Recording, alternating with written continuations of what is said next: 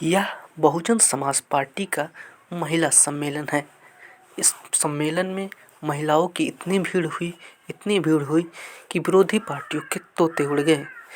इस महिला कार्यक्रम के मुख्य अतिथि बसपा के राष्ट्रीय महासचिव सतीश चंद्र मिश्रा की पत्नी कल्पना मिश्रा थी।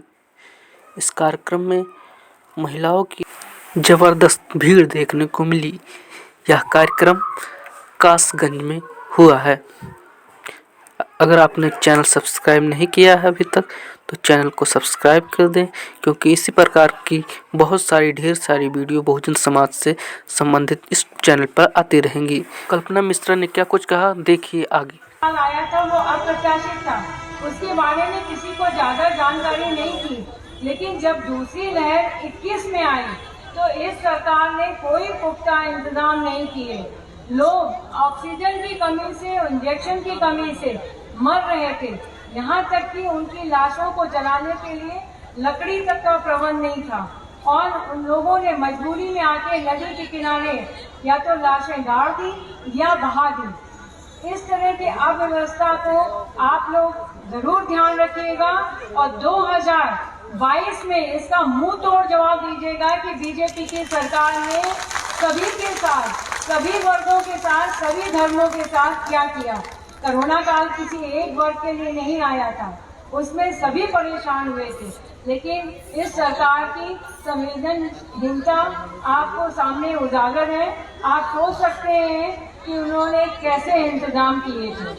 आज महंगाई आपकी चरम सीमा पे है। हम आपसे पूछना चाहेंगे कि सबसे महंगी तो आपकी रसोई है, जिसमें कि लोगों का 2 टाइम का खाना बनना मुश्किल हो रहा है। गैस हो गई है 400 से 1000 रुपए के ऊपर जा रही है। वैसे तेल के दाम दुगने से चौगने हो गए हैं। तो आप ही बताइए कैसे आम आदमी कैसे घर चलाए।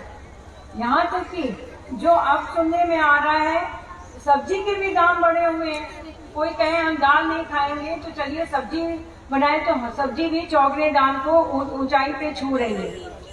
इसके साथ साथ जो कोरोना के काल में लोगों का धंधा चौपट हो गया, उनकी नौकरियां चली गई, उसके ऊपर ये महंगाई की मार। और कोरोना काल में हुआ क्या, जब 2020 में लोग जगह जगह से पलायन कर रहे थे। आप लोगों ने भी टीवी में देखा होगा कि बेचारे छोटे बच्चे अपने सूटकेस के ऊपर बैठा के उनको घसीटते हुए लोग लाए हैं। उस समय ये बीजेपी की सरकार केंद्र से लेके प्रदेश तक सभी जगह वो बैठी सिर्फ अपने विज्ञापन को छाप रही थी। उनका सारा विकास, सारा कार्य बैठ के उन्होंने कोई इंतजाम नहीं किया, ना बसें लगाई, ना कोई पुख्ता इंतजाम किया। सिर्फ एडवर्टाइज विज्ञापनों में अपना पैसा सारा खर्चा किया। संवेदनहीनता का तो ये हाल है कि अभी बनारस में ये बात अगस्त की है, हम लोग गए हुए थे तो बनारस में अंध विद्यालय बंद कर दिया। जब दृष्टि बाधित लोग, बच्चे वहाँ सड़कों पे प्रोटेस्ट करने लगे कि भाई हमारा स्कूल, हम कहाँ जाएं, अब इस समय हमारी पढ़ाई अधूरी है, तो उनको पुलिस वालों ने बर्बरता पूर्वक पीटा और उनके खून निकाल दिया। यहाँ तक कि जो आप सुन रहे हैं कि 1 पैकेट अनाज, 1 पैकेट तेल, 1 किलो शक्कर, चावल सब दिया जा रहा है। लेकिन आप लोगों ने अगर ध्यान से सुना होगा तो ये कहा जा रहा है कि 31 मार्च तक ये करोड़ों आदमियों के पास पहुंच जाएगा। इससे मतलब साफ होता है कि ये सब चुनावी स्टंट है, आप लोगों को प्रलोभन दिया जा रहा है। आप खुद बताइए, एक बार के आटा दाल चावल मिलने से क्या जिंदगी कट जाएगी? नहीं कटेगी।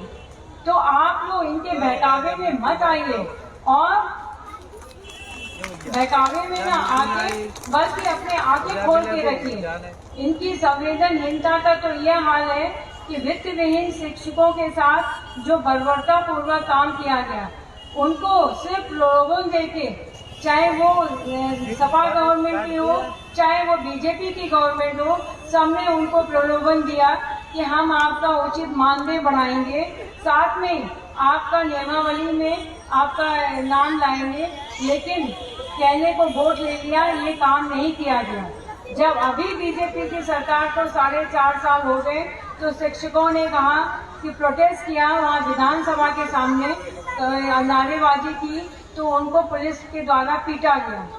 एक लेडी, एक शिक्षिका जिसके के सर पे लाठी पड़ी और खून निकलने लगा, उसने तो अपने बाल मुड़वा के ये कह दिया कि आज इस सरकार की, ये बीजेपी सरकार की हमने एंटेस्टी कर दी। ये सुनने के बाद संवेदनहीनता का ये आपको हम उदाहरण देना चाहेंगे कि ये सुनने के बाद यहाँ प्रदेश के मुखिया कहते हैं कि उन लोगों के साथ यही होना चाहिए, उनके किस्मत में यही है, वो लाठी खाती रहे।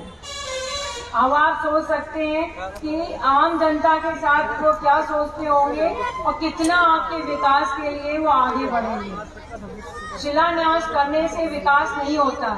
उनका आप टीवी देखिए तो ऐसा लगेगा विज्ञापन कि जैसे ये काम सामने सामने हो रहा है, लेकिन नहीं, ये विज्ञापनों पे वो प्रति महीना 300 करोड़ रुपए खर्चा कर रहे हैं। हम उनसे पूछना चाहेंगे, यही पैसा अगर उन्होंने वाकई में कोरोना टाइम में लगा दिया होता, बच्चों पे खर्चा किया होता या हेल्थ के लिए खर्चा किया होता, अस्पताल बना दिए होते, तो शायद इतनी जानें नहीं जाती। लेकिन और ये